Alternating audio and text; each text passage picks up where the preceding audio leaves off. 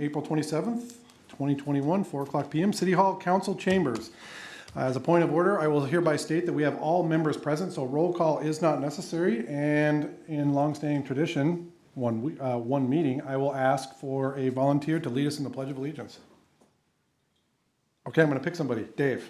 Oh, that's amazing. I pledge allegiance to the flag of the United States of America and to the republic for which it stands, one nation, under God, indivisible, with liberty and justice for all. Thank you, Mr. Mayor. All right, I'm looking for any additions, substitutions, or changes to the agenda, please. I would like to add we have a couple of questions about Arts in the Park coming up. I'd like to add that to the agenda, if I may. Mr. Boder, yes, please, thank you. We will put that under new business, if that's all right. This will become item 8.5, if that's all right, or 8C, sorry.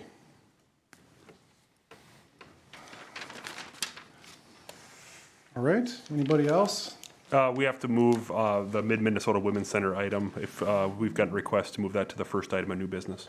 Very good, I got that also, Mr. Sandy. We're gonna basically swap items 8A and 8B back and forth. Anything else? Is that soon enough? You had to be somewhere, didn't you? That's quite all right. This supersedes my other event, so But is that gonna prevent you from being where you need to be? I don't think so. Thank you very much. Anything else? Very well, look for a motion. No problem. Looking for, oh, there you go. I'll make a motion to approve the consent calendar. Motion by Schaefer, Second? second by Rushmeyer. Mr. Sandy, please. That's just the agenda, not the consent calendar. Oh, the agenda, yeah, sorry. Yeah, right, okay. Got it. All right, would you like to amend your motion? Yeah, I'll amend it. Very good. Well, we have an amended motion to approve the agenda by Ms. Schaefer and a second on the amended motion for Mr. Rushmeyer. All those in favor signify by saying aye. Aye. Opposed, same sign. Motion carries. Moving on to the consent calendar. Notice to the public, all matters listed are considered routine by the board and will be enacted upon by one motion. There will be no separate discussion of these items unless good cause is shown prior to the time the board votes on the motion. We are looking at approval of minutes, approval of disbursements, and approval of new hires. Would anyone care to raise discussion? Otherwise, we will look for motion. We've got a motion by Rushmeyer, second by... Second by Boder. All those in favor signify by saying aye. Aye. Opposed, same sign. Motion carries. All right, presentations. We're moving right along. This is item number 6. This is Rotary Park Natural Trails and 2021 Rotary Park Pavilion Construction. Pete Nelson and John Forrest. Do we have anything beforehand, Mr. Sandy? Yeah, I was just going to say these representatives from the Rotary actually they've come tonight to present some ideas that they have for the park regarding some natural trails. And also just a quick presentation on what the pavilion construction in 2021 will kind of look like and other things that the Rotary is doing. So I think John was going to go first, and from there Pete will take over. So fantastic. Thank you, Ms. Sandy. Just as a point of order, we do know who you are, but when you step to the microphone, please state your name and address, and feel free to have the floor. My name is John Forrest, 159 Pineview Drive here in Brainerd. In the way of background, when I was working, I was with Brainerd Savings and Loan, serving as president for almost 40 years. I've been retired for almost 6 years now, and it seems like in my retired life, I work on committees, it seems like. I am co-chair, along with my friend Pete Nelson, of the Rotary Riverside Park Committee. I'm also co-chair of the Mississippi Visioning Committee. And I met Ellie, who is chair of the Walkable Bikeable Committee, serving on a committee for the Nature Conservancy. And as part of that, Ellie and I would get to talking about the work of the Walkable Bikeable Committee in the city of Brainerd. And I said, well, Ellie, I've got some ideas I think we should talk about. And so Ellie and I took a hike last fall down at the south end of Brainerd, all in the proximity of Rotary Park. And I just said, Ellie, here's some ideas for some trails, not to be improved trails, just natural surface trails in the south part of Brainerd. And I said, I believe all the lands in the city of Brainerd, this is really low-hanging fruit. It's walkable already. I walk it on a regular basis myself. Part of it is already snowmobile trail, and so that is, for the most part, cleared. And I believe it's all on city land. Most of it's in Rotary Riverside Park. I think the rest of it's in Kiwanis Park. I don't know the boundaries of Kiwanis Park, but I think it's all city land and all already in the park system. And I want to point out by this first photo here. This is along Buffalo Hills Drive. And the city put, as part of the road improvement there, they put a trail along Buffalo Hills Drive. And this is a photo of that trail within about 6 hours of snowfall. And that is not, that's all beaten down by footprints of people hiking. And I think everybody knows that COVID has really changed the dynamics of walking and hiking and how people recreate. South end of Brainerd, we have hikers all the time. I walked to the Rotary Riverside Park last weekend. There were 20 people between Pineview Drive and the park that I met. There's another half dozen people in the park. If I could look at the next slide, it shows the aerial map of the next view. Shows an aerial map of Rotary Riverside Park, and for those that maybe aren't familiar with it, it's the very south end of Brainerd. It's almost 200 acres, but 195 acres, I believe. And I think it's the third largest municipal park in the state of Minnesota.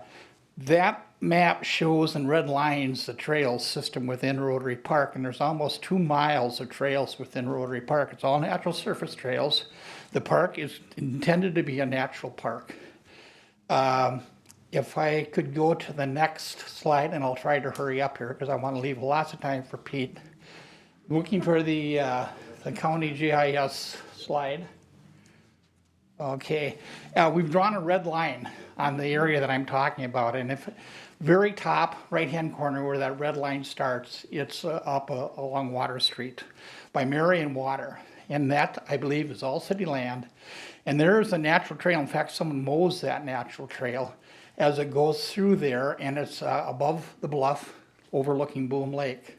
And you proceed south along that trail, and there is a natural intersection there that drops down, and actually it joins the bike trail within Kiwanis Park, right where the old brewery used to be. And someone mows that part of it. I don't know who, but someone mows that. And then you drop down the hill and you get in the proximity of the dog park. And crossing the street at the dog park, you walk into that area that the BPU takes care of and does a nice job of mowing the lawn along there. And proceeding south then, along there, you go into the area that's more or less behind the community garden. Now, at that point, you start joining the snowmobile trail through the city of Brainerd. And you proceed south along that snowmobile trail, and just a little bit further south there, that area right there, that's the parking lot for Riverside Park. And Pete will bring you up to date today what's going on there, because that's where the pavilion that's being built down in the Rotary Riverside Park. And we've got the slab poured, and hopefully we're going to see that done within the next, so say 60 days or so. And then you go south from that point, and once again you're on the snowmobile trail then, and you join the bike trail. And the bike trail is that east-west line, or the horizontal line there. That crosses the wetland there. That's all in the city of Brainerd. It's all hikeable, walkable right now. And I think it should be included in the city's trail system, and mainly just by designating it as a trail. I do enough hiking to realize that anytime you have a loop on a trail, it's much more interesting. You never want to walk down a trail and turn around and go back on the same trail. And it just makes it much more interesting if you can do a loop, and that gives you an opportunity to do a loop. So that being said, I guess that's what I should say that I did attend the Walkable Bikeable Committee last night. I gave a presentation. Ellie obviously was well familiar with it because she walked that with me. And I should talk hustle.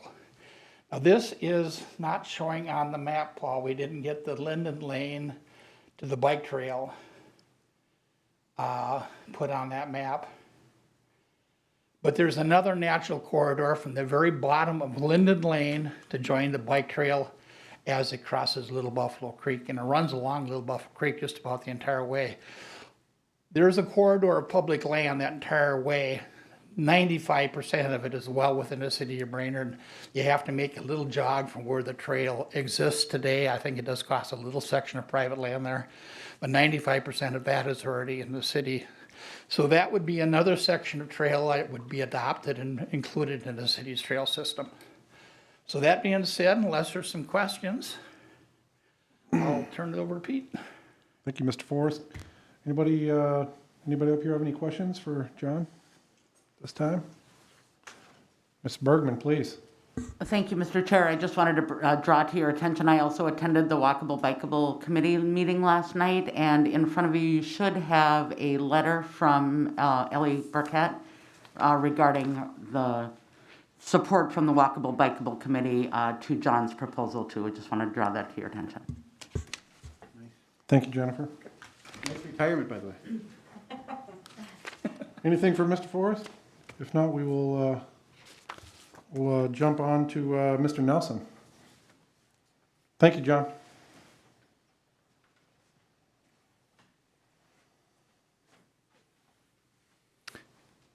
Floor is all yours, sir. Peter Nelson, and my address is 13690 Vista Oaks Drive, Pillager. So, John, as John said, he and I co-chair this, and I want to give John a lot of credit because he had the vision 20-some years ago to start talking about Rotary Riverside Park, and I bought into the vision of what we could do.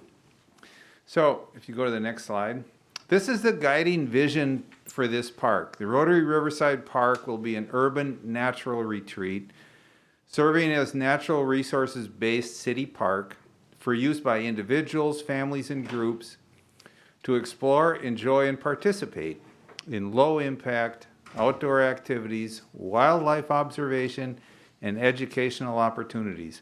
I think this is important. It's the feature of our master plan, and it's important for those of us that follow that they understand what the vision of this park was intended. Go to the next slide. So this is a very brief history. 2010 was the first land acquisition of 38 acres and about 1,400 feet on the Mississippi shoreline. That purchase was made by Rotary and with some other matching funds, and then we deeded all of that to the city. I won't go through all of the subsequent additions, but currently it's estimated, John mentioned 195 acres. We have over 5,000 feet of shoreline on Mississippi and Buffalo Creek. During the first initial years, we worked hard to develop the trails. There was a lot of blowdown and clearing that needed to be done. And we still maintain those and mow all of those trails. The Field of Seeds is a project that received an awful lot of recognition, both by Crow Wing County Soil and Water and also the district soil and water conservation groups. We received, we were the conservator of the year, I guess John and I were, about 4 years ago for that project. Anyway, we take a lot of pride in that because it got statewide recognition, this Field of Seeds. In case you're not familiar, it's to enhance a pollinator habitat and serve as a future seed bank for others who want to go back to a natural area. Next slide. So more recently, in 2019, we started the construction of the entrance to the park. And there's a photo of that entrance there. And this was all done by Rotarians, a lot of volunteer labor and calling in a lot of favors. And then we actually have a forest management plan, and we started some reforestation. Last year, we completed the entrance, and that's the photo of the entrance being completed. We also got an awful lot of press coverage for bringing in goats. We had as many as 250 goats in the park as part of the buckthorn management plan. We also planted trees. There's another photo there. We didn't plant just seedlings, but these are large evergreens that we brought in around to enhance the entrance area. And we started the gathering place. The gathering place, I should mention, is the Rotary Club this year is 100 years old. So we decided some years ago to adapt a centennial project. And so this gathering place is our centennial project. Next slide. So in the top photo, this is what it looks like today. It's surrounded by construction fence. And the drawing below that is what we envision it will look like when it's complete. You can see this, to some, this looks like a lot of work. Others, it looks like a pile of fun, that load of timbers.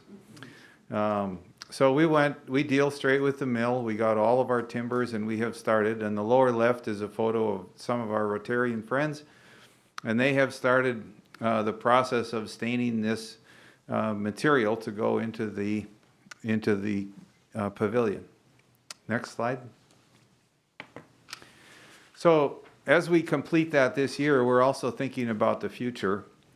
And I want to emphasize these future things because these become significant, and certainly we need to coordinate this with, I think, Brainerd Public Utilities and the city, and of course the park board. But we plan, hopefully next year, to be able to put in a fireplace at the end of the pavilion.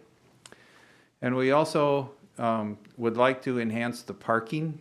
In that sketch, that's a site plan. And in the site plan, the rectangle kind of right in the middle of that is the actual pavilion. And to the left of that, you can see the parking area.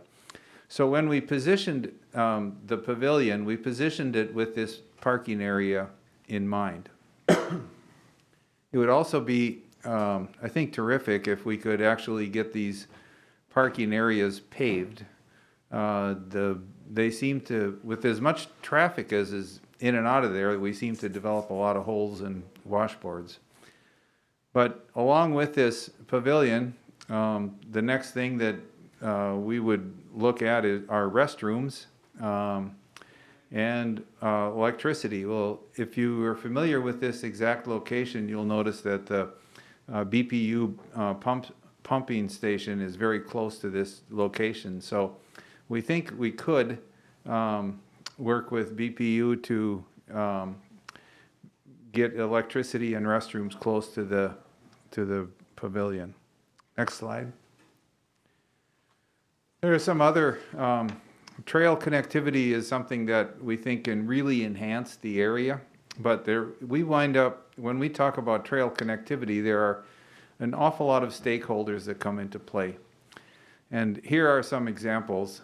The Buffalo Creek, we would like to have a bridge there actually, but we did have a beaver dam there, and we installed a Clemson leveler with the CLC environmental class in order to try and control that the water level, because we think it serves as a terrific enhancement to be able to stop all of the runoff from South Brainerd into kind of a holding area before it actually goes into the Mississippi. But unfortunately, the beavers, we counted on the beavers to maintain that dam, and someone has trapped the beavers. So that beaver dam has kind of come into disrepair. We also, longer term, are thinking this is a terrific area to actually cross the Mississippi with a walking bridge. There's an example in that photo of what we would envision. The third photo down is an example of a bridge, but not just a bridge for Buffalo Creek. We think it would be better to enhance the bridge with a water barrier. And then the last photo, there's a boardwalk. There's some areas that are rather low in the park. And so those areas, in order to continue the trails or make them more usable for more of the year, there are a few areas where this type of boardwalk would be of benefit. Next slide. So because of limited time, I want to refer you to our master plan, which is on our website. It's 45 pages, and the projects that I highlighted a few minutes ago are ones that are large enough in scope that it'll be difficult for Rotary to just take them on by ourselves. But in our master plan, there is a number of, well, things that are listed there as things we would like to see. There are bird watching stations, environmental educational stations. For example, it's a great forestry area. So we envision some educational stations with a walking tour, maybe 10 stops or so, to talk about the trees that have grown up there and the species that are native and so forth. Also, Crowing Historical Society has expressed interest in some other learning stations. There's a lot of history down there adjacent to the river, and so these views over the river would be really kind of lend themselves to telling people more about what actually transpired there over the decades. But if I want to make sure that you all are aware that this master plan is there, because right now John and I are in the process of an annual update to this master plan, because we also review this with our Rotary Board as we go forward, and we would want to make sure that whatever we are talking about within Rotary, that it isn't contradictory to what the Park Board would want to see happen down there. So I would encourage you to take a look at this master plan. You go to the next slide. So I put on this last slide, this is the contact information for John and myself. And it would be, as you have comments or questions or asked to clarify something, please feel free to just reach out directly to us as we're going through this process of updating our master plan. And so with that, I would entertain any questions for either John or myself. Thank you very much, Mr. Nelson. Any questions from anyone? Not really questions, just more of a comment. I mean, many of you are fairly new yet, as far as being on this board, but as long as the Rotary's been involved with us, it's my 8 years roughly on this board, it's been fantastic. So anything we can do as a park board to help them out with things that they're doing is fantastic, because they've done so many things for us as a park board. I think it's fantastic. Thank you, Mr. Boulder. Troy? Yeah, I'd just like to repeat that, the vision that you guys have is fantastic. It's something we can take away from this, especially with our meetings coming up on what we want in our parks. And I just have some questions on the map that we received in our packet. It looks like the blue line crossing the rivers obviously would be the Mississippi Bridge that you're thinking about. I can't imagine that the CLC, the college, would not be happier than happy to have access to something like that, and to come across the river right there with a walkway. That is fantastic. And then I'm assuming that black line is a continuance of what, John, you were talking about earlier, of making a loop in the trail.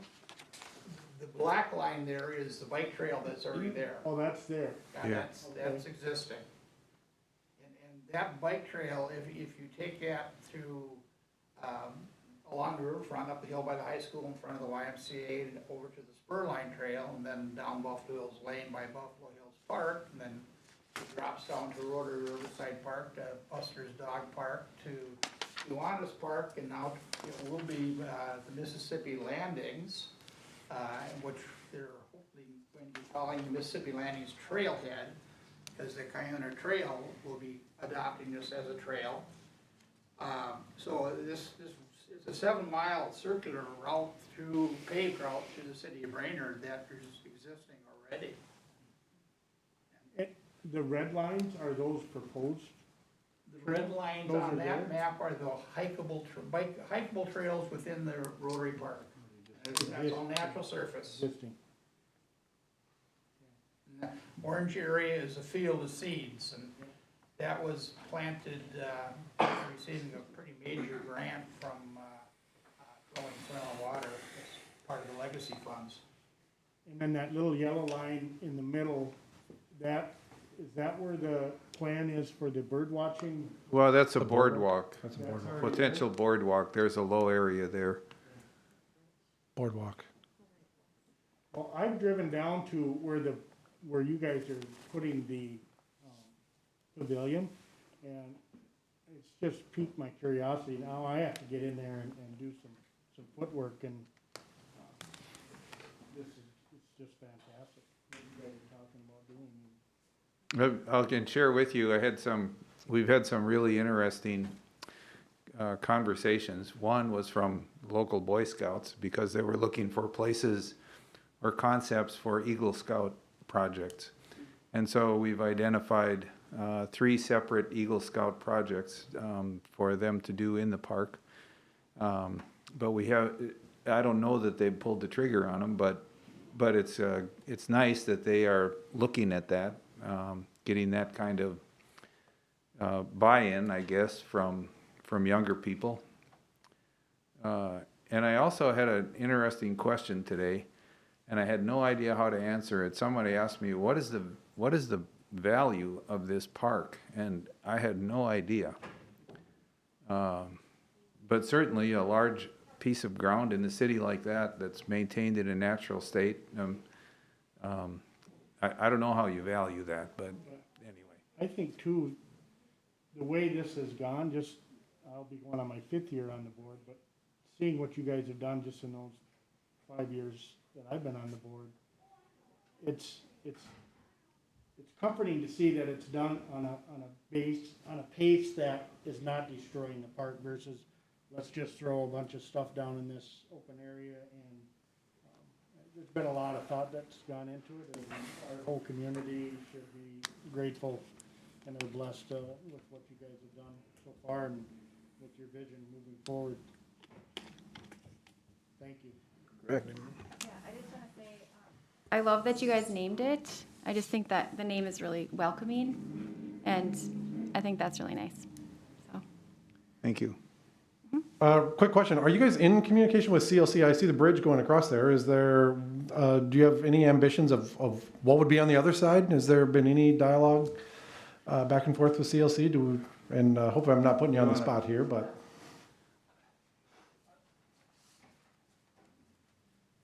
Part of that, not only, the whole park's focus is really on environmental education. We got the college across the river, we got the high school right up the hill, and now the new middle school, I guess, or the 9th grade school.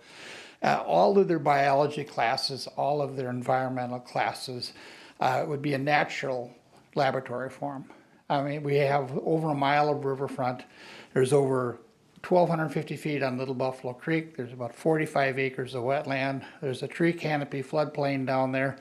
And then the field is, the whole field was restored for a wetland prairie restoration, of which about 6 acres of it went into the seed bank.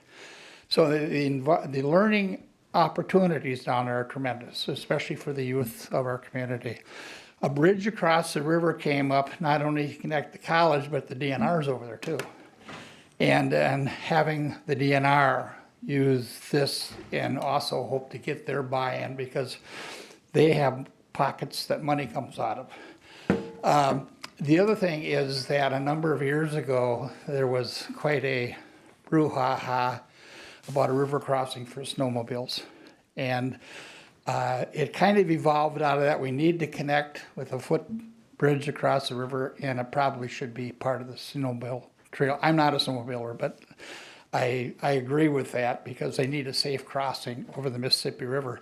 So, our vision on that is something that's beyond the scope of Rotary. And this is something that we have to get the buy-in from the snowmobile clubs, the buy-in from the community, buy-in from the city, the buy-in from the Parks Department, and hopefully funding through state grants. I mean, we're talking a major expenditure across the Mississippi River, plus the complexity of doing so, because you're putting your foot into the jurisdictions of a lot of different entities. So you need someone like the DNR to buy in, the Trails Department. Hopefully our area legislatures would support something like that. I've talked to both Josh Heitzman and Kerry Root about it. They've sounded interested.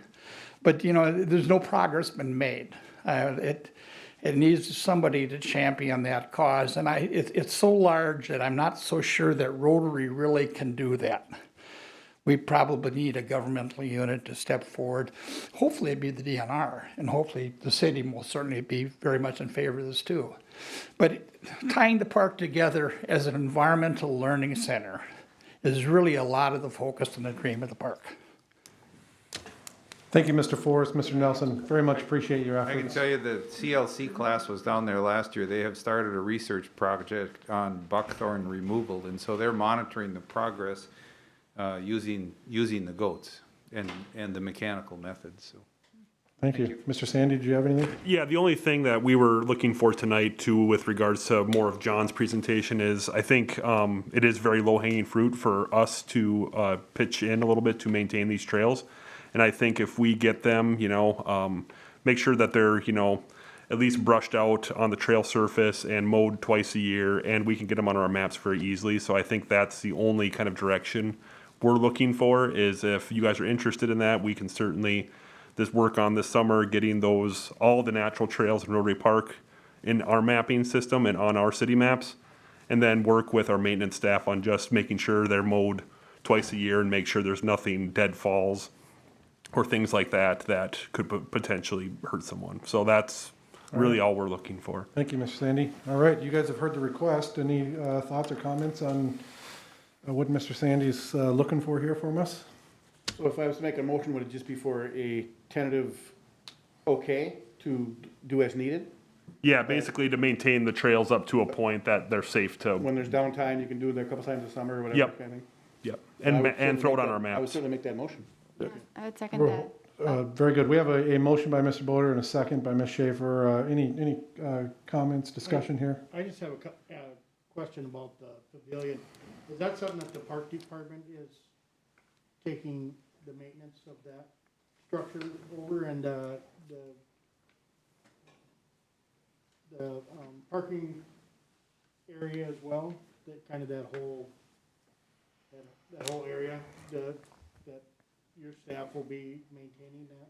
Yeah, if it's in a city park, it will be maintained by, obviously with the help of Rotary if they so choose, but the parking area, I think, is not really a plan. I mean, it's in a plan, but it's not to be constructed yet. But yeah, it will become a responsibility, just like the rest of the facilities in the park, the grading of the roads and everything like that, so. And I understand that's not in this motion, but the other question I had is, I know we've seen the drawing of the pavilion last year. What kind of roof does that have on it?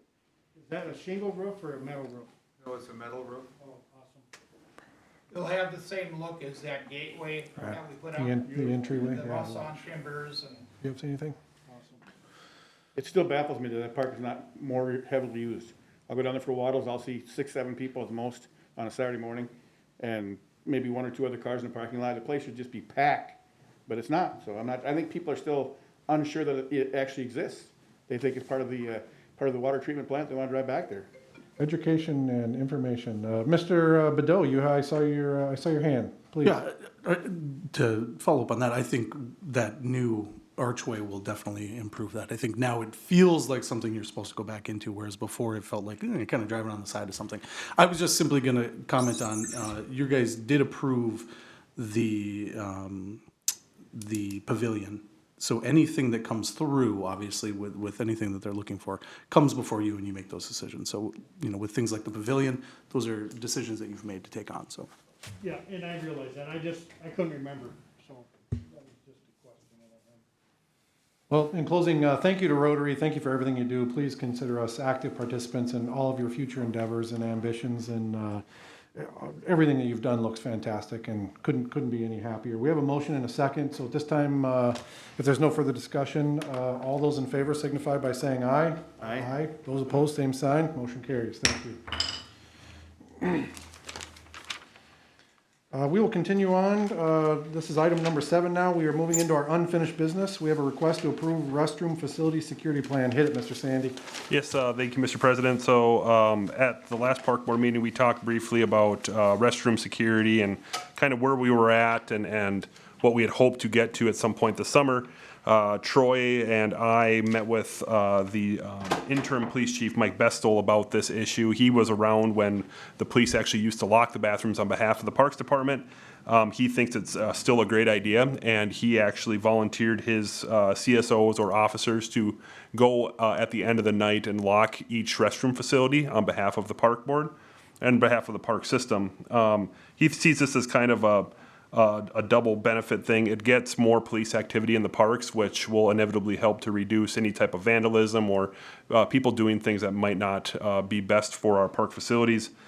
He also sees it as a time where, if they need to go and clear a bathroom of someone that shouldn't be in there after hours, they can do that, and it's not park staff having to clear the bathrooms. And so the way this would work is they would get a set of keys, lock the bathrooms at park close at 10 o'clock, and our staff would go and open them up in the morning. And so that's kind of what we talked about. They're all on board to do it. They've actually already been doing it at Gregory Park while we've had those open. And so that would be our plan, and we're hoping to get your guys' blessing on that for a long-term solution to that issue we brought up last week, or last meeting. Thank you, Mr. Sandy. Any discussion on this?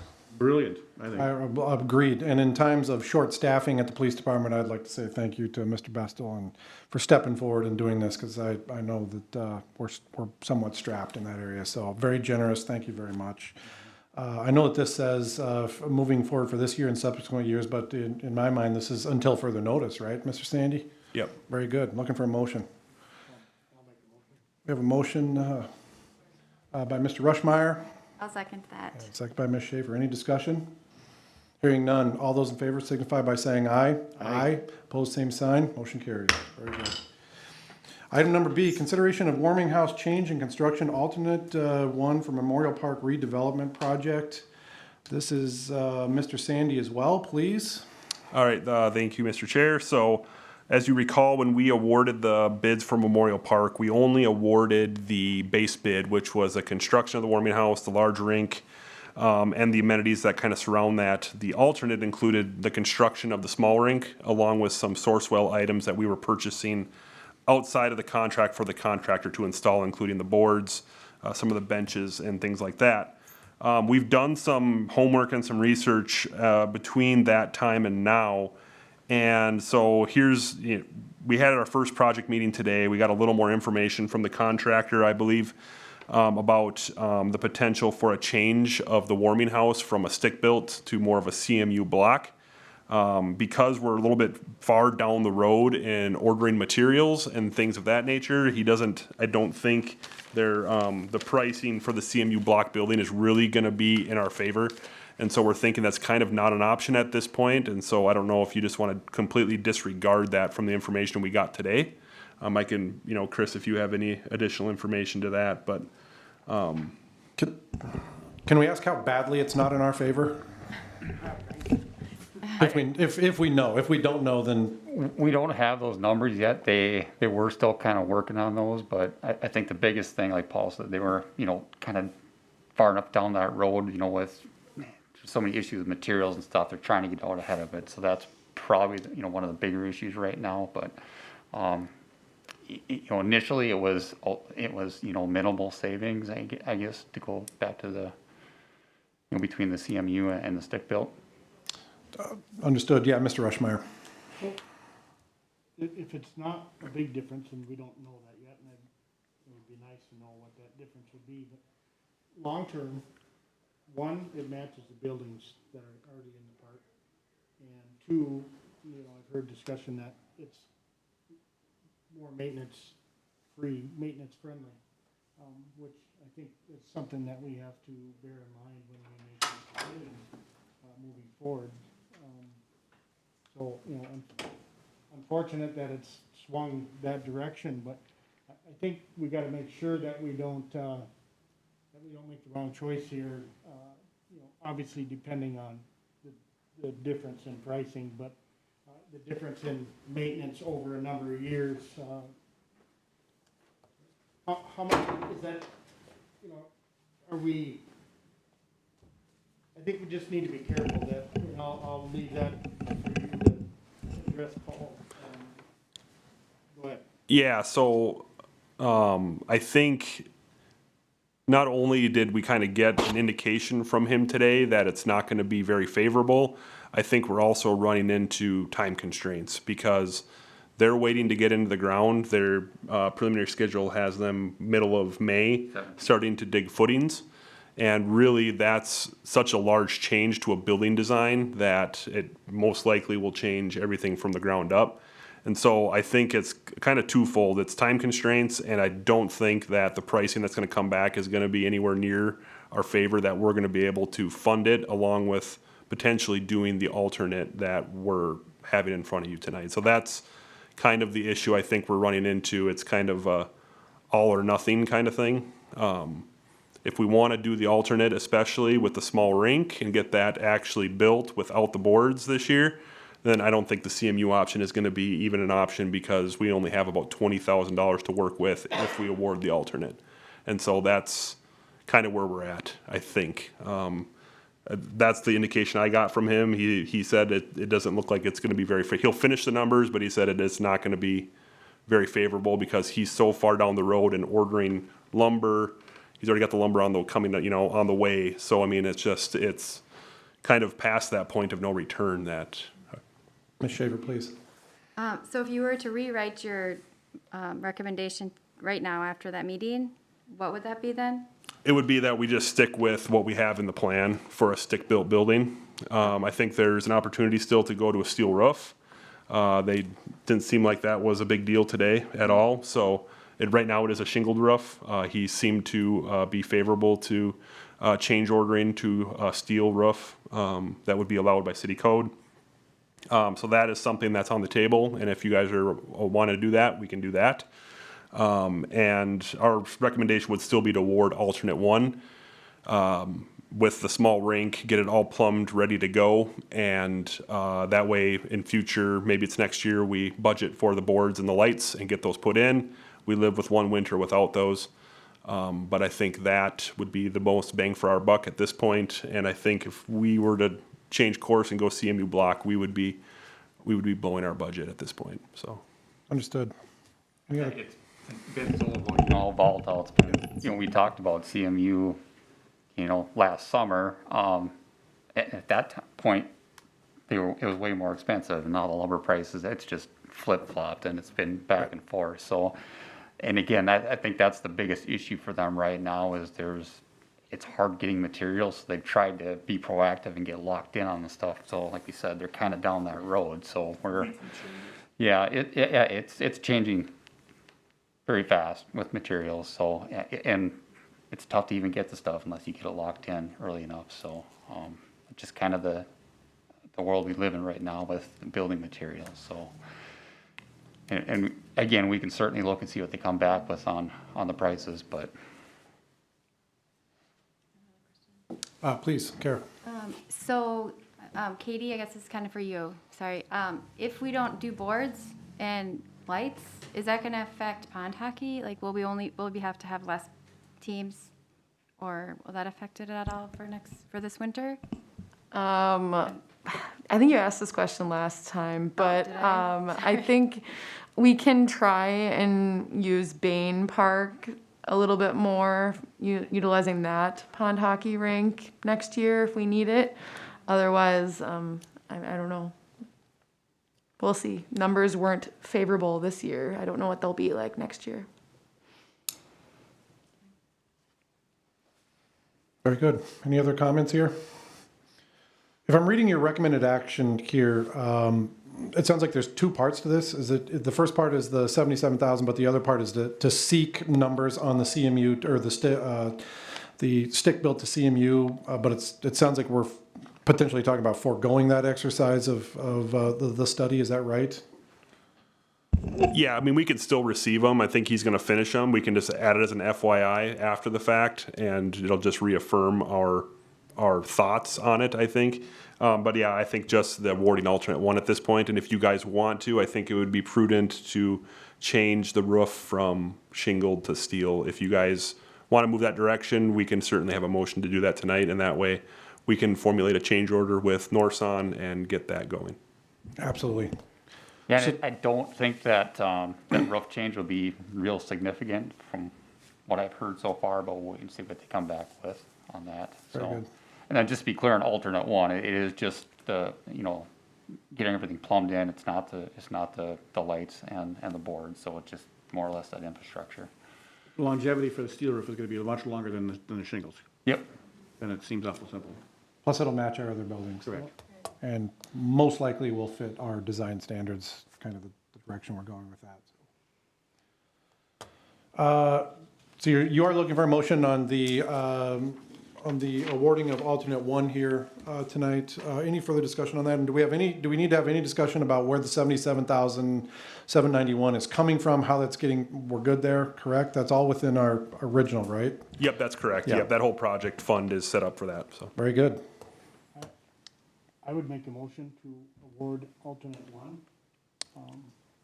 redesign for steel roof and stick with the sticks on the building. Very good. So it sounds like we're gonna look for a motion to award alternate one and then seek a cost on the change order for metal roof. Is that right, Troy? Yeah. Okay. Yeah, obviously cost, and it sounds like they're working on that anyway, correct? They can be tomorrow, so. Very good. All right, we have a motion. Mr. Rushmeyer, and we have a second by Mr. Boder. Any discussion?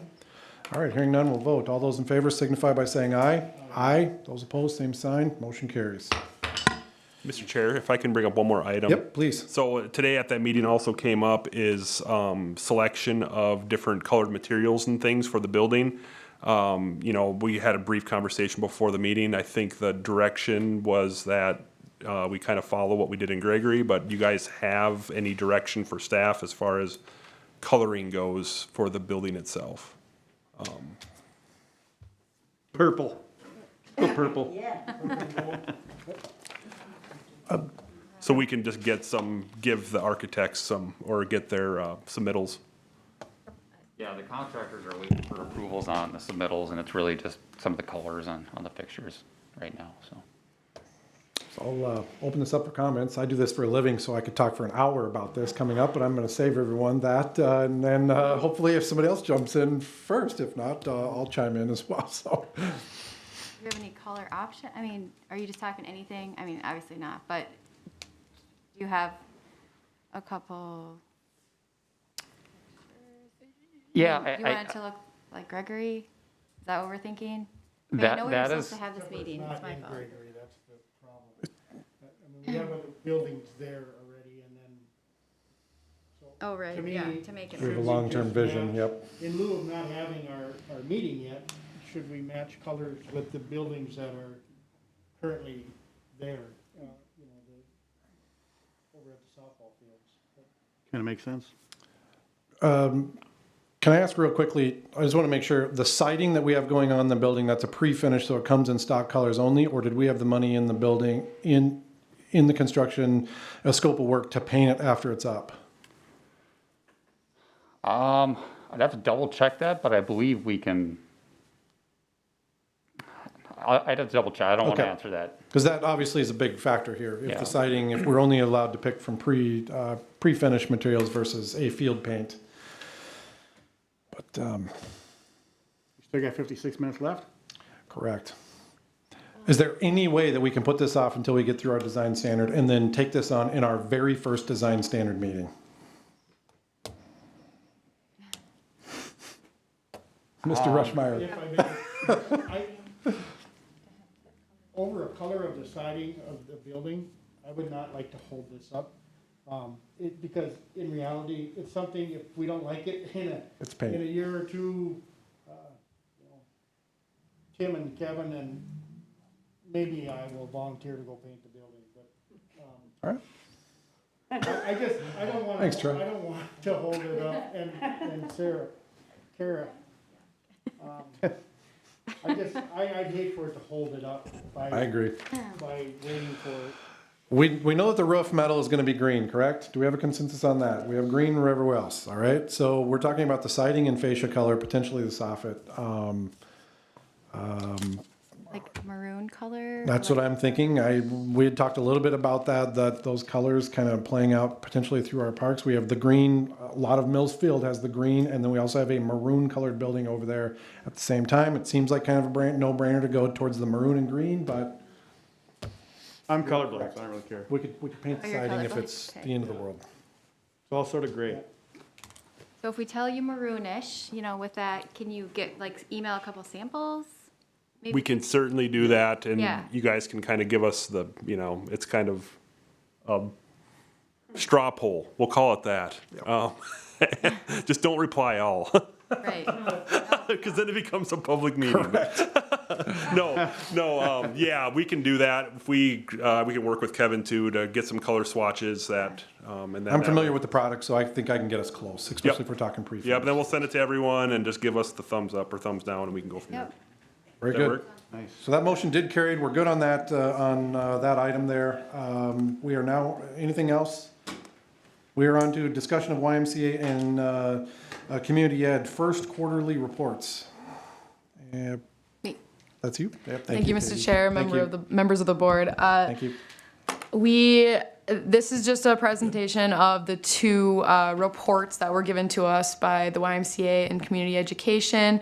We're just looking for a discussion on, is this kind of hitting the mark on what we're looking for from these two entities with our quarterly reports? And if it is, staff recommends basically just approving them and not making any adjustments. Otherwise, if there are adjustments, let me know and I can contact both of them with those requests. Thank you, Katie. Discussions here? I really don't know what we would have an objection with, because we don't know what their program is gonna be, so it's kind of like throwing a dart at a board that we're not sure what's gonna hit. Troy, or sorry. Katie, I think you recommended asking for these reports, quarterly reports from them originally? Did you? I believe so. I think it was consensus of the board that they wanted them also. But I think it was brought before. I Okay. guess what I'm asking, because I thought that you had recommended it be in a quarterly and we approved that. And so I'm just asking you, are you seeing something useful on there for you moving forward? Because I looked through it and I thought it was they were decent reports, but is it something that you can take this information and do something with it and analyze it and evaluate it and because, you know, this is our first year doing this, so we want to be able to, at the end of the year, look at it and say, oh, this is what we've compiled and it'll help us make a decision moving forward. Do we continue with this process? And so I thought it was useful information, and so I'll just ask you if it is to you, if you think it is. Yeah, definitely useful.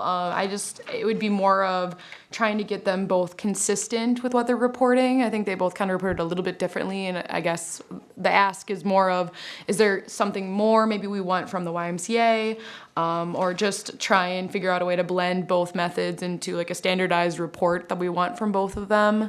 Because we were just kind of looking for what they would produce this first quarter, and then we would kind of use what they gave us and create a better template for the next quarter. I think we'll receive, I think right now it's just kind of, once they run their programs, I think it's when we're gonna really see the fruit from the labor. But so I personally don't see anything additional that they need, and I think if you want to have them more in line, you could maybe talk to them and say, hey, could you provide this or that? But Yeah, it's like these reports this year are really forming the control of which to move forward with. So, because again, first year kind of thing. And I when I look at the reports, I feel like the part of the conversation that I feel like needs to come back to us is if there seems to be something that isn't working right, if there seems to be something that is complaint driven, if there seems to be something that just doesn't seem healthy and happy and strong and going in the right direction. I feel like that's the stuff I want back to us, but absolutely, this is a mechanism and a tool of which we're hoping that Katie's getting the information back that she can use effectively. So at this point, I have nothing to add to it. Anybody else? I guess I'm just curious how it relates to what we had. But I'm not asking you to do a report, but just out of curiosity, when you looked at it, like numbers up, down, are they, you don't have to get like specific, but Right. overall, would you say? Well, it's hard. This one's really difficult because they basically just opened registration at this point. It's hard to really. I think our next quarter we'll have a lot more to compare. Yeah, cool. Plus with COVID, like, Yeah. it's the most gigantic reset button of all time. So there is like no frame of comparison. Mr. Bedell, please. Yeah, have you spoke with them, either of them? I know obviously the YMCA won't have a basis, but Community Ed, have they had any type of commentary on it, or? It's going really well. They're trying to model, at least use softball a lot of what we did before. They're trying to keep it pretty similar. Numbers seem to be pretty large for baseball, so so far in the past few weeks they've communicated that. So. Awesome. Yeah, I think it just opened up like a couple weeks ago, right, as far as registration, so any numbers that are more than 5, I think is fantastic. Yeah, and I was happy to see that it had a lot of the same format as what we used to have with petites and juniors and all that kind of stuff. So it feels like it's transitioning, so. You're not looking for a motion here, correct? Just discussion? I think we're good. If anybody else has anything? All right, hearing none, we're going to move on.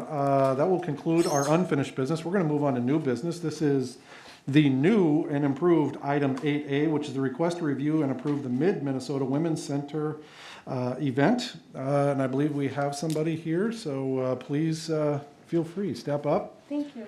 Yeah, thank you. Thank you for having me. Kim, thank you for the invite. My name is Lenore Zeno, and I work for the Mid-Minnesota Women's Center. I'm the Community Relations and Volunteer Coordinator. So I did submit a request park permit to utilize Lum Park for our upcoming annual Family Fun Day. Obviously, with COVID, we were not able to host it last year, so I think the community's excited about possibly doing a get-together. We did utilize, and I think Kim can attest that we were good stewards of the park and the facility and left it extremely clean and took good care of it. We'll partner up again with Dr. Denz of the Ski Loons. So it's kind of a whole afternoon. It'll be August the 15th on a Sunday afternoon, 1 to 6 approximately. The Ski Loons start at 5. So it makes for kind of a really fun afternoon event for the families. Our organization is super blessed to live in this very generous and giving community.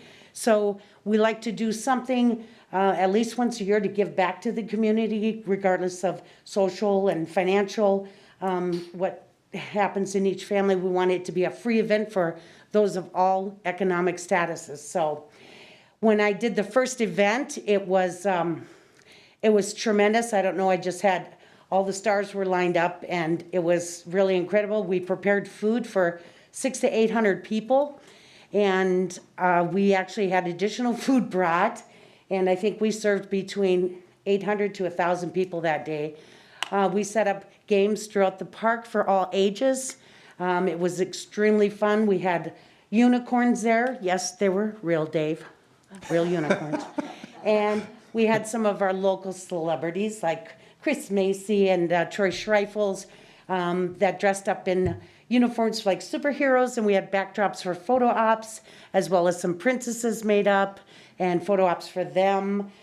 We had 3 cooks going, serving brats and hot dogs, chips, and we had the pavilion set up with cotton candy, snow cones, root beer floats, free sodas, and it was really a fantastic event. We also had our emergency response people like the police, and North Memorial was down there, Crow Wing County Sheriffs, McGruff with the kids so they could do meet and greets, fire department, hoping this year to add a few different things like the tactical robotics and the explosives robotics team that they have with Crow Wing County. It's really exciting. The kids love it. So we have plenty of security down there, and we're looking forward to doing this event again. I think that this community would look forward to a nice get-together event. And of course, we will navigate and move forward with caution as we see how things are happening with COVID, of course.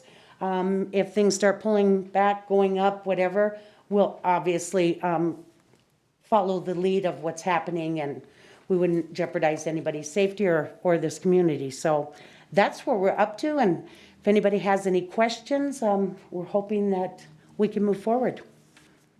Thank you so much. Questions? I have a question. What can we do to help you? Oh, man. I have the greatest circle of friends in this position, and that's why I was like, these guys, hey, I might know somebody to give some free brick for you guys and free paint and volunteers. So I really have a great network in the community, so if I think of something, I'll definitely get a hold of you. Yeah, and just call Dave first. Oh, yeah, I have Dave on speed dial, but I think he's breaking up with me because he doesn't answer my call. He doesn't send money for the kids. I don't know what's going on, Dave, huh? And I'm going to This is predict that all Mr. lies. Bedell has a comment. First of all, this is a public meeting and this is public record, and I will not have that on the public record. False.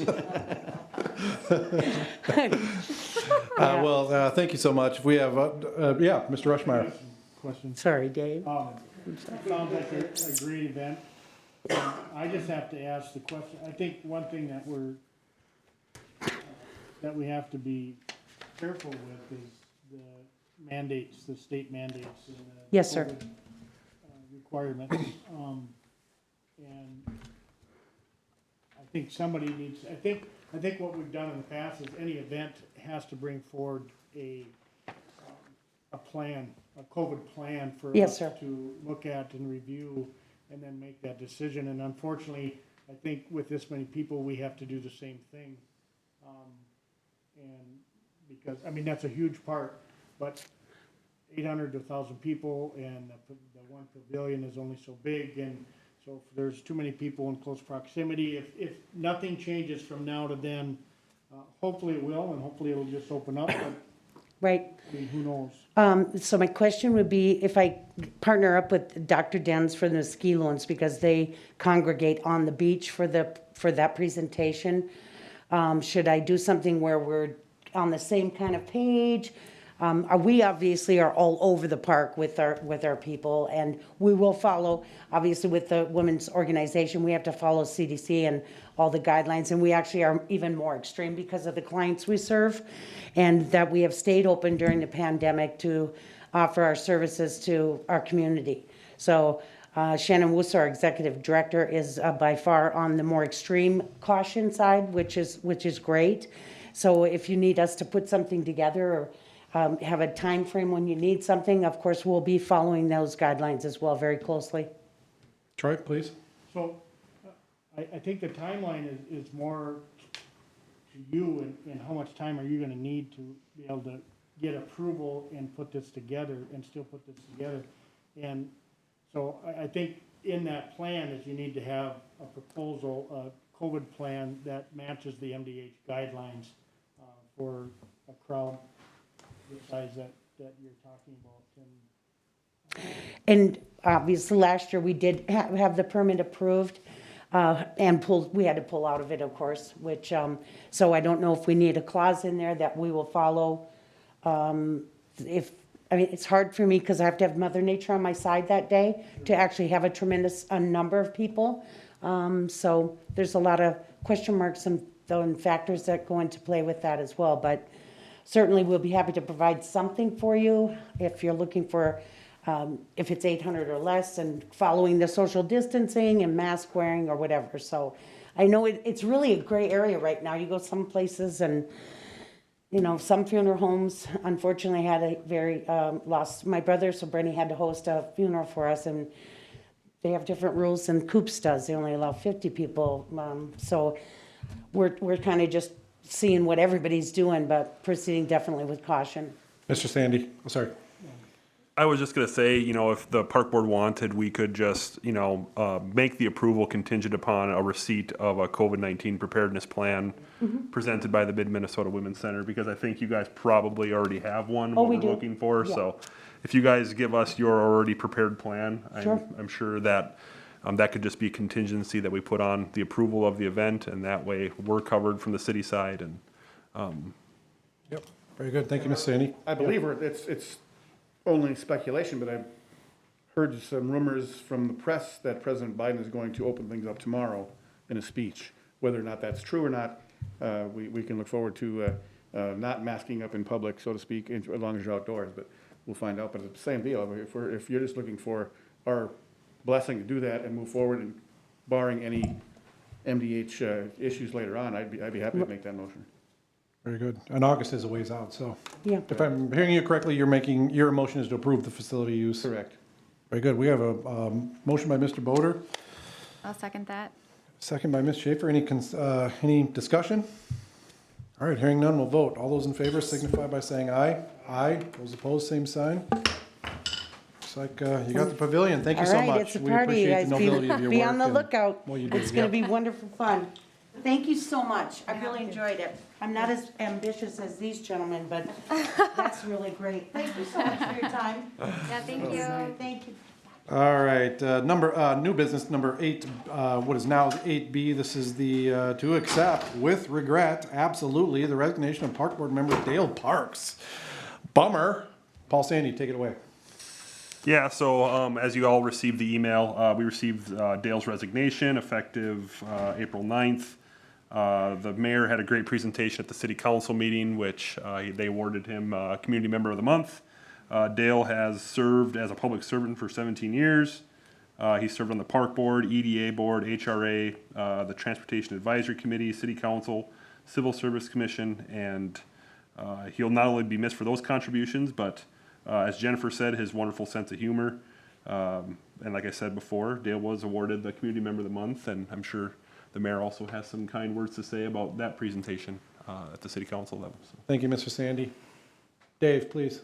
Yeah, I just had the honor of awarding Dale with the Community Member of the Month, which is an award we started doing a couple of years ago, which is meant more so for the people that are doing things behind the scenes or doing things without asking for thanks. There's plenty of people out there that are getting awards for all this stuff that they do, and it's more about the people that are doing the work. And that's really what I want to champion in our city, is the people that want to come to the plate and do the work. And I think Dale exemplifies that.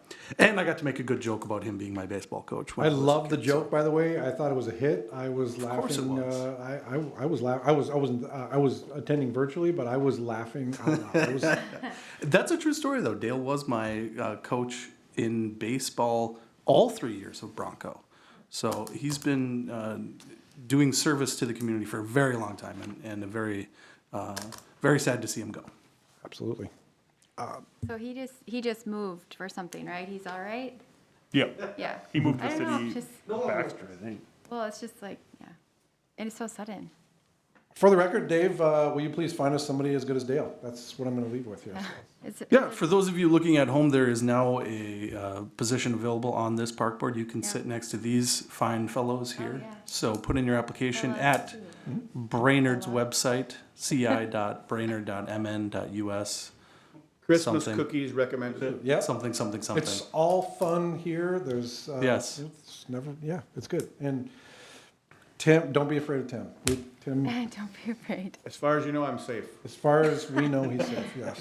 Please come and join our park board. Until you're on this side. Exactly. Anything else? My Oh, sorry. baseball coach smoked cigarettes in the dugout. Yeah, that was my baseball coach, and swore a lot. I said I was sorry. Again, thank you so much for Dale for all of his service. It's been fantastic serving with him, and We need to make an actual motion. I suppose we do have to make a motion to accept. Regretfully, I was going to try and let it slip and not do it and make him come back, but To make a notion? I think we do. I think we do too. Oh. I'll make a motion to accept with regret the resignation of Dale. Thank you, Kara. We have a motion. Oh, I'll second that. And hesitant, with great hesitation, Mr. Boder seconds. We have motion and a second. I'm assuming there's no discussion other than grumbles and dirt kicking. And with that, I will take a vote. All those in favor signify by saying aye. Aye. Aye. Those opposed, same sign. Unfortunately, motion carries. And now we are on to a added item. This is 8C. This is a discussion that was just kind of came up here real quick regarding arts in the park. At this point, I'm sorry you're probably not prepared for this, Mr. Bideau, but I'm going to send this over to you just to give us the highlights here, and because I do think we have an action item here potentially on this, and we don't want to lambaste anybody, but please. Yeah, and actually, I had approached you prior to the meeting just to make sure that we were on the up and up with this. Traditionally, we have not had an event application for Arts in the Park. However, because of last year with COVID, we went through that whole ordeal and kind of showcased all of the information as far as a preparedness plan and everything. We are moving forward with Arts in the Park. We have paid for our pavilion rental. The date is June 27th, which is the Monday before the 4th of July, so a full week before the 4th of July. But I wanted to bring it before your attention just to make sure we're on the up and up, because I don't want to run into a scenario where people are questioning.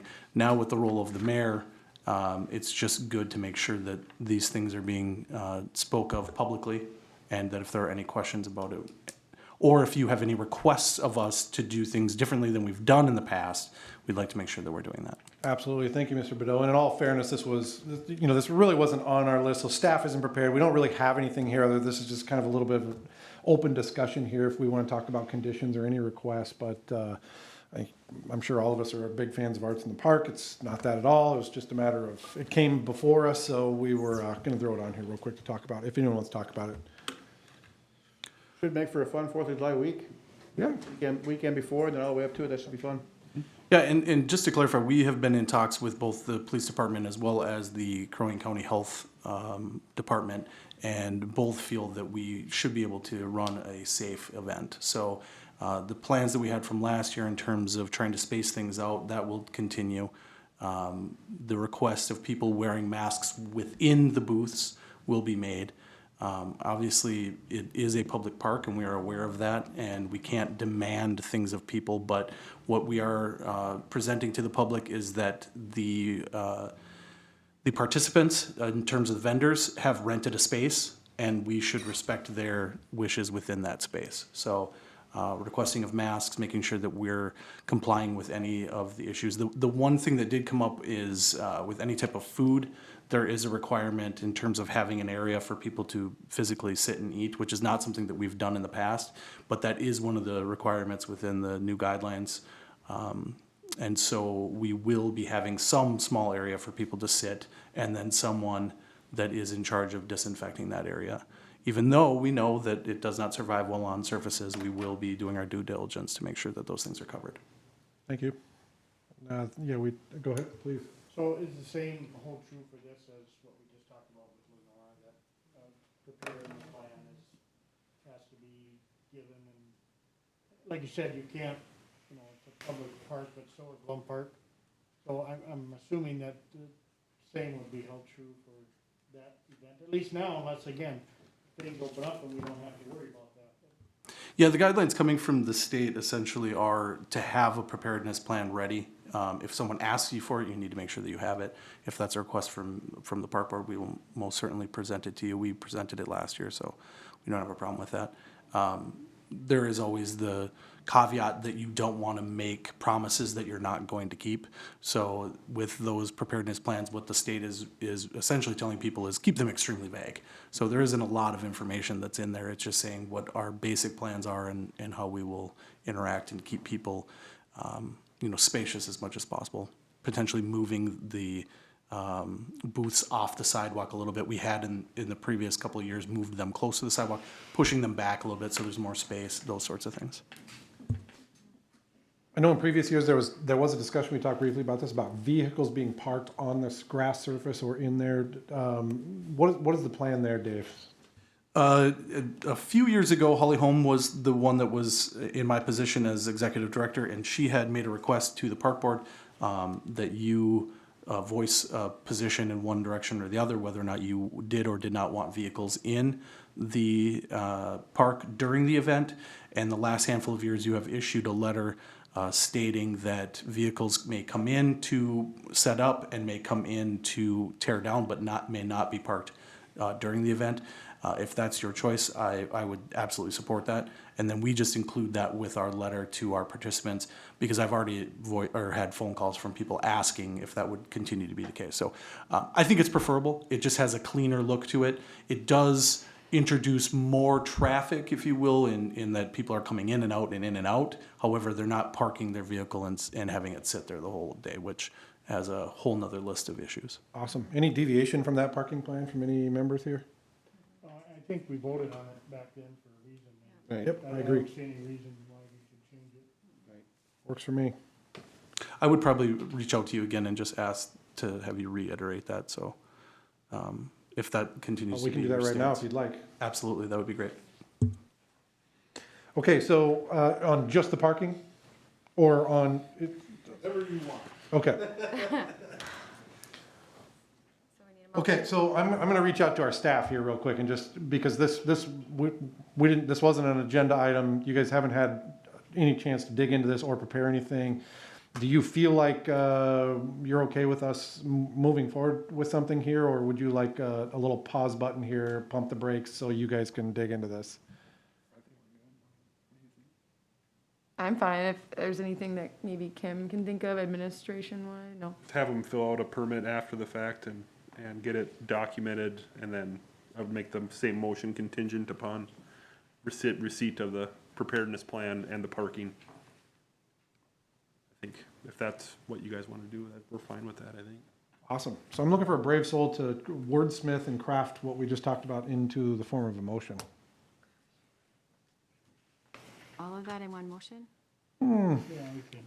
I would make a motion for the Arts in the Park event to be approved in lieu of a preparedness plan and to follow the same guidelines, parking guidelines that were given at the last Arts in the Park by the Park Board. Seems to work for me, Kim. She's nodding her head. I think we're good. We have a motion by Mr. Rushmeyer and a second by? I will second it. Second by Kara Schaefer. Any discussion? Hearing none, we'll vote. All those in favor signify by saying aye. Aye. Pose same sign. There we go. Thank you, Dave. Thank you, and just for clarification, moving forward, would you guys like to see us start having an application for this event every year? I know that it's not something we've traditionally done, but just for my clarification. Ms. Kaufman, please. I believe at the end of this summer/fall, we'll be coming up with a more streamlined application, so I think potentially yes. Okay. I think what has happened is it's traditionally been grouped together with the 4th of July. However, now that there's a full week in between the two, I just want to make sure that we're, like I said, the public has a right to know all this stuff, and we just need to make sure that they're having access to that information. Very good. Yeah, thank you. Thanks for bringing it forward. All right, at this time, we're going to move on to item number 9. This is our public forum. This is the time allocated for citizens to bring matters not on the agenda to the attention of the board. Do we have anybody online or that's chimed in by telephone? And I'm hearing a no. So I'm going to open and close the public forum at 5:17 p.m. And with that, we will move on to item number 10, City Engineer and Rec Coordinator Report. Please, somebody raise their hand. Who's going first? I'll go first. And it's Katie Kaufman. Take it All away. right. Yep. So I'll try to make this pretty quick. I need to leave a little early here for adult softball starting tonight. So early bird took place last weekend. We were lucky, kind of lucky. It was a high of 47, but it was sunny and it carried out. It was a good event. It went really well. And then adult softball, I just have some numbers updates for you. MS2 starting tonight, MS1 starting tomorrow. And then also that, I guess, they're no longer printing rule books. I missed, it does not score books. It's supposed to be rule books, but that I'll be giving them PDF versions in the future, or we might be taking advantage of their app rule book. Next is the Community Ed and YMCA report. We already went over approving the Q1, so those were given to us, invoices were submitted. And then I met with the YMCA and then also Community Ed on our equipment inventory and how we wanted to start that process, moving them to parks for utilization. Next, special events. Easter egg hunt went really well. There actually was some feedback saying maybe we should stick to that format in the future, but just increasing the quadrant grouping sizes. It just was really streamlined and it worked really well. Kids Fishing Clinic is coming up May 22nd. We'll be getting that up and ready to register. We'll do kind of the same format where it's a free event, but still encouraging registration. Helps me with divvying up children of like ages for the stations, consisting of casting, knot tying, boat safety, etc. And then they get their free lunch and a fishing contest, and then we do an award ceremony at the end. So that's May 22nd. Last park board, it was requested that we discuss our plan for 2021 for concessions. We do plan on having concessions for Bain, Buffalo Hills Memorial Park, hiring a concession stand worker for each park, and then having some extras for when we have tournaments that we need to staff concessions for. We're going to be looking at Fridays not having concessions. I'll be working with some of the Masters managers to unlock and get the strike mats out and all that kind of thing. If I'm not there for some reason, we actually moved storage that we had over at the soccer fields over next to the storage at Memorial Park. So the Ageless Wonders and our Masters teams can have access to that. It's all matching. It doesn't look like it sticks out or anything like that. But it's just a better way that we can actually use that storage room that's connected to the bathrooms for like extra, for some of our, basically we're trying to get rid of the beach house eventually, so we're using that facility as more of our storage for food. So we have shelving in there now, and it just was getting really dusty and stuff with all that softball gear in there. So that's just kind of a transition there that we're going. And then and All Fried Up, we're kind of experimenting with having them at the fields this year and seeing if that's going to be something we want to continue with, and kind of reporting on that probably throughout the summer on how that's working out with the concession stand running. But we are planning on doing a little more reporting with, having some spreadsheets on inventory and making sure we're accounting for the concession stand workers' wage, as well as, configuring that into the price of the product we're selling. So that's kind of the plan, and then we'll probably at the end of the season have something a little more detailed for you for 2022 in our vision. Yeah. Has Eric Fenstead reached out to you, our tournament coordinator, from the Regarding, association? You and I had talked about using food trucks for Friday tournaments that day, because it's just 2 games yeah. at each field versus bringing in a concessions worker, and plus I think you mentioned you could only have 10 days or something. Correct. Yeah, at JC's. It sounded like everyone was on board with that. Okay. And so I think he was just wondering, is there someone he should contact for both Bain and JC's? There's more than one food truck vendor around, correct? Well, we just have All Fried Up right now. There's more around, yes. Do they have more than one rig? All Fried Up? No, they just have the one. But there's others around as well, isn't there? Yes. So we were thinking it only makes sense to not even, correct me if I'm wrong, unless you wanted to do concessions on those Fridays. I guess we don't care. Right. But if it's easier on the pocketbook instead of trying to have someone there for just a few hours. Yeah, I can call and try and find someone for Bain on those Fridays, if that is something you guys would like. Okay. And because we talked about JC's before, right? Yep.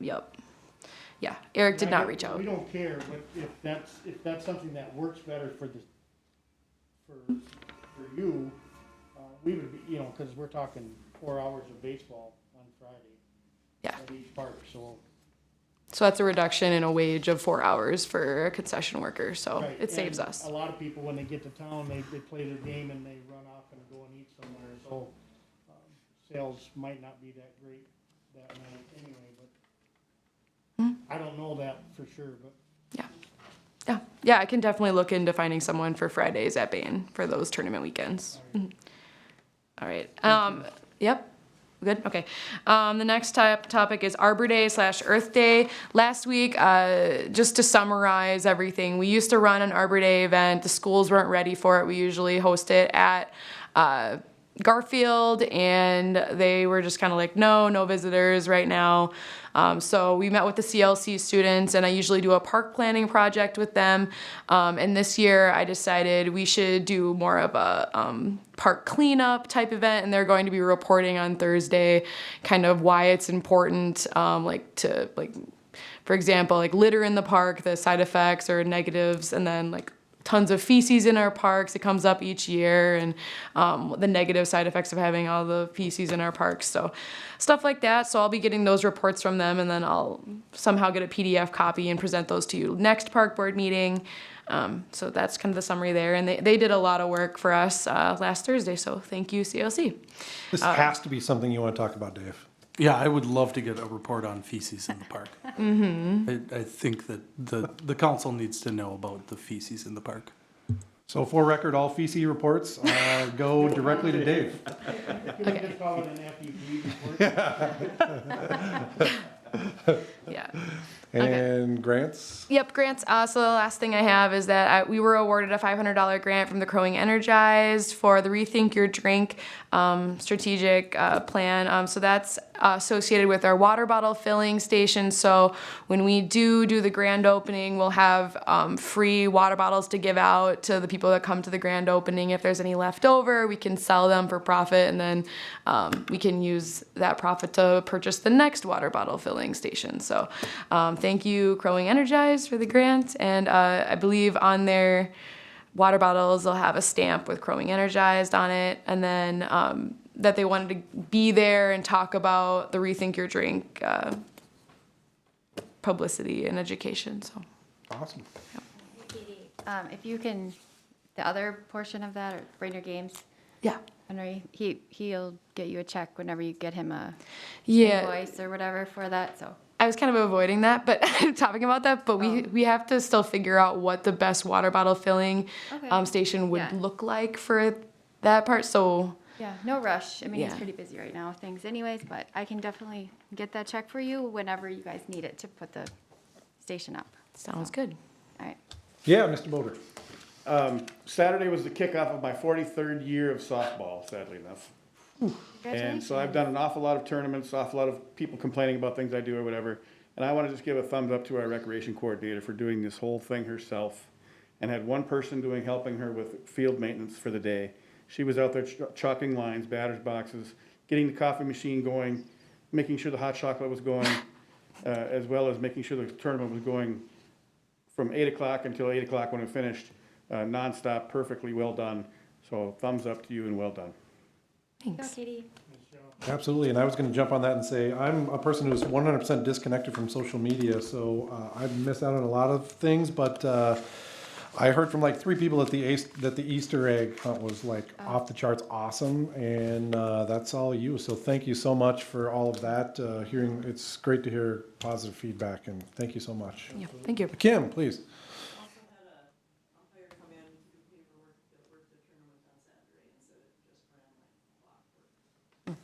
There we go. 2 pounds of junk in a 1 pound day. Well done. Good job. Mr. Sandy, you're up.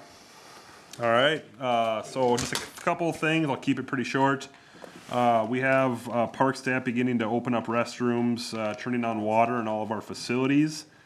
Along with the cleanup at the college that Katie kind of coordinated with that cleanup day, we are planning on dedicating all of our street staff for a full week to the parks, along with all the parks maintenance staff, and that will include anything from brushing, trimming trees, grading, sweeping, and performing just the general beautification stuff in the parks. You know, the parks guys help us a lot in winter on the street department side by helping us plow, keep the trails clear, do that kind of stuff. And we usually try to help out during the summer quite a bit with this kind of reworking of this department. I've, instructed Sean, my maintenance foreman in streets, and Troy, the maintenance foreman in parks, that we're gonna be crossing over quite a bit more than what we have in the past to help both sides out. So, we'll be seeing some general cleanup of College Drive that week. Thinking it'll be sometime in the middle of May. Anything that you guys see that needs some attention, we can't get to all the parks every day, but, anything you see in the boulevards, parks, just get it to me in an email or something, and we can get it on a list, and that week is gonna be kind of our big push to get the stumps removed, get trees limbed up, get bushes trimmed, get stuff swept in the parking lots with the street sweepers, and all that kind of stuff taken care of, so that we get the parks looking A+ for the summertime. So Awesome. we're thinking about mid-May is gonna be our plan. And then we're also gonna take some notes on kind of the areas where we need to focus our more targeted maintenance, painting, that kind of things in the parks when we're in there doing that. So I intend on kind of dedicating my week to helping those guys out, identify issues. But like I said, if you guys have anything that you see, please forward that on to me so we can get that on the list for them to do. Thank you. Nice. Park design standards, you all got the email that we moved that to May 11th. So that will be kind of a workshop session, and we'll have to adjourn our meeting to that again tonight like we did last time. Staffing, so while we've been trying to get a full workforce for the summer, which has proven to be very difficult from a temporary worker standpoint, I think we finally got it here today. But this last couple of months, we've actually had a couple of work-related injuries for our full-time staff.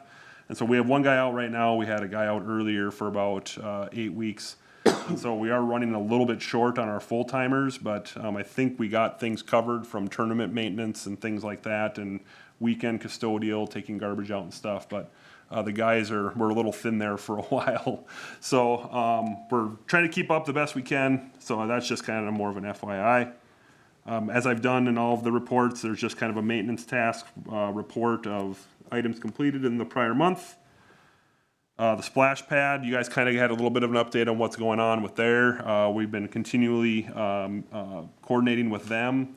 Their schedule is pretty much following the same schedule as what the Memorial Park redevelopment project is, with the intended completion of right around that September 1st date. And I guess the question came up today, and if you guys want to do something with this, I think the planned start day for Memorial is like May 17th or somewhere in that area, whatever that Monday is. Yeah, they'll actually be in there again next week. The end of next week. Footing, but I think North Sound will be starting in the building around 7. So I don't know if we want to plan any kind of groundbreaking, if you guys wanted to do something for that. It's a quorum, so I wonder if we could do it right before our May 11th meeting. Could we meet there, take a few pictures, do Yeah. the thing, and then swing over to, it's at the fire hall, right? Or May 11th? Yes, So, yes. Wondering if that might be the thing, so we Oh, don't no, I have think to- it's actually up here. I think we're Is gonna it? have it, yep. Just thinking out loud, that might help us, so we don't have to re-notify and everything, and Yeah, we can get that blasted out on Facebook that we're gonna do that prior to the meeting or right at 4 or something. does that work for you guys? Kind of a groundbreaking kind of thing, little press, and get splash pad folks out there and all that? I don't have a life. Mayor has to be there. Yeah, just gotta make sure we invite Emily. Yep. Yeah, I'll, Yeah. we'll get that out there for May 11th, and we'll just kind of formalize that as the groundbreaking, so. Can I ask one thing about the splash pad? Yep. I saw that we were gonna get the lion, or the splash pad's gonna get the lion fountain. You guys all saw that, right? Mm-hmm. Yep. So is that part of the plan now, like a little, I mean, obviously it's probably not a lot of plumbing, but don't we have to have a little bit of water? We've been coordinating that. I know Emily's been in contact with Chris and myself about getting something plumbed over there for the lion fountain gonna be within the awesome. splash pad area I'm somewhere. like so excited. It's getting a little bit crowded in the splash pad, so we're trying to strategically fit Maybe- everything in that they got going on, because Emily and that group, I mean, it's just every time we talk to them, they got something that they've either, got donated or whatever it is. They went Awesome. to W.W. Thompson here last week and got all the blocks donated, so they've been really working hard to get all those kind of donor-related items, and I think we'll be able to deliver the whole project by September, so. Fantastic. I would imagine we'll be probably shifting some things around this summer when we get out there. Yeah, there'll be a little bit of shifting of a couple things to try to make everything work and feel right. So as we start seeing things go up, it might take a little bit of shifting here and there to make sure everything feels and looks right, so. Cool to see it start to come to a head. It is. Yeah. After, Been working hard on this for a long A lot of time. years involved with that, yeah. Memorial Park, that's just what we acted on tonight, so that's really all I have for you guys, and I just ask that we adjourn to that groundbreaking now. Yep, we will, for sure. You'll notify us of where we're gonna meet and kind of what time, or do you just wanna plan Yep, on a I'll say meeting? probably like 3:30 on that, we'll try to meet a little early to respect with Seth's time and try to be back to the fire hall Very good. or the city council. Anybody else in the room have anything? Oh, actually, one more thing. Yeah, please. I wanted to, this might interest you guys because it's kind of fun. We have some very preliminary results of the Name a Snowplow event, and I'm thinking that we should do something with this over the winter months this next year, and we could like name a lawnmower or some of the parks equipment. That might be a Absolutely. good way to expand it. Funny. So preliminary results, the mayor has had his hands in this, and he has flipped some names. I'm not gonna give you guys any teasers yet, because they've got a couple weeks yet of voting, but make sure you go out and vote for your favorite I name. absolutely will. I've been following this personally, and it's a gripping, it's a gripping story with a ton of exciting narrative, and so yeah, don't miss out on it. There's some good 172 stuff votes that's right coming. now. 172 votes, ladies and gentlemen. Dave may very well be possible for 171 of them himself, but No, I do have a few things just to note from the council, but following up on that, I will say that it is my duty as the mayor to ensure that the giant snow blower or snow auger is named the spirit of Carl Showalter. And for anyone who doesn't know who Carl Showalter is, he is the gentleman that met his demise in the wood chipper in the movie Fargo. And that is the greatest name that has ever come before anyone. and we are so determined that, and we have decided that it is Showalter, not Snowalter. it is Showalter. Okay. Showalter. Now, I will only say that we are jumping on other people's, endeavors in this naming contest. But by naming a snow auger after the movie Fargo, we have one-upped everyone. So if you are out there listening, that is the correct answer, and I will continue to campaign for that. And it is doing well. But I do have two things just to note super fast, just from the council side of things. One, the tree planting that we have budgeted, both for the streets and for the parks. I think it is There's no budgeted for the parks this year. you are We correct. have streets we have 25,000 for street boulevard Yes. planting. Yeah, you are correct, because those trees were being put into the Memorial Park project, or being used for that. I believe that's what the funds were slid over for, correct? Am I correct in that? I believe that's what the talk was. Anyways, I just want to make sure that we are broadcasting that to the public as well, that's happening. So as we're putting those in, let people know why we're doing it, and also that we're doing it, so that people can enjoy that and know that that's something that will continue forward. I think you'll get very good press out of that. The other thing is, let's talk budget. The time has come.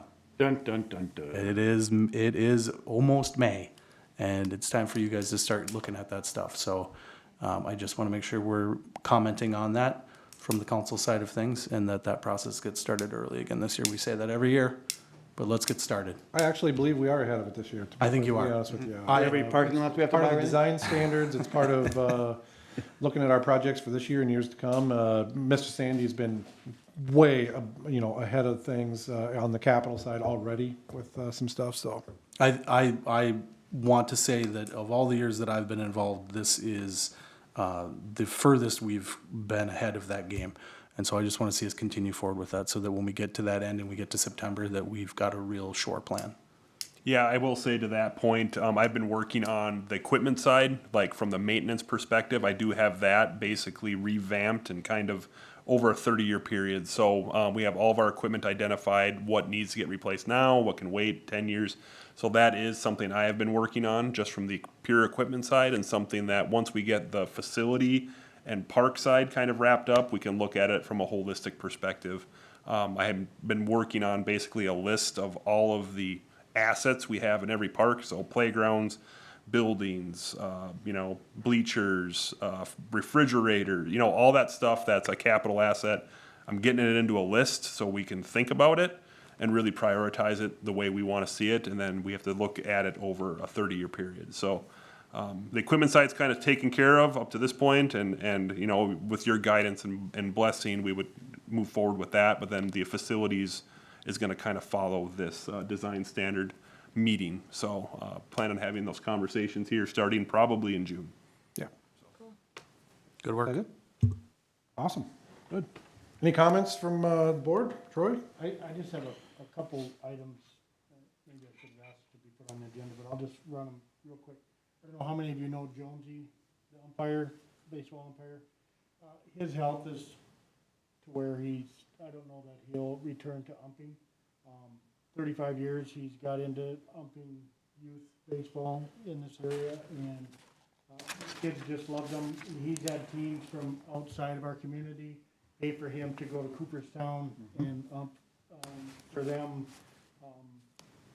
And I'm just thinking, I was talking with another individual, and they actually brought this forward to me, and they said, maybe you should name one of your ball fields Jonesy Field. Something for us to think about. I think it's warranted. He's poured his heart into the youth of the kids of this community, and a simple sign up there would go a long ways for him. He can't be out there anymore, and two, on a different note, we've been having conversations with school district as far as field maintenance usage. Dave, brought this kind of forward, I think 2 board meetings ago. They're looking at charging, actually, they revised their field facility use to charge $50 per game, $50 per practice. And one of our board members has gone back to them and is working with Jennifer Russian, basically to express to them that, hey, the Brainerd Park Board has voted to not charge the school district to use the tennis courts, the ball fields, at least this year, and the Legion and the VFW, and now you guys are talking about doing just the opposite. And basically, you need to rethink what you're doing, because nobody wins in this situation. You know, instead of sending checks back and forth, and to me, it's just a big headache. And so I'm working to try to alleviate that situation, and hopefully it doesn't become an official item on our agenda. So I'm trying to prevent that from happening. So just so you guys kind of know what's going on there. Absolutely. Thank you, Troy. All right. Anything else? All right, Make a motion that we adjourn. to the May 11th meeting. Correct. Got a motion by Mr. Boder and a second by Kara. That, yep. Very good. Any discussion? All right, hearing none, we'll vote. We'll do adjourn to the May 11th meeting. All those in favor signify by saying aye. Aye. I'm not Opposed, sure same what's that. sign. There we go. Thank you, everyone. Thanks, everyone,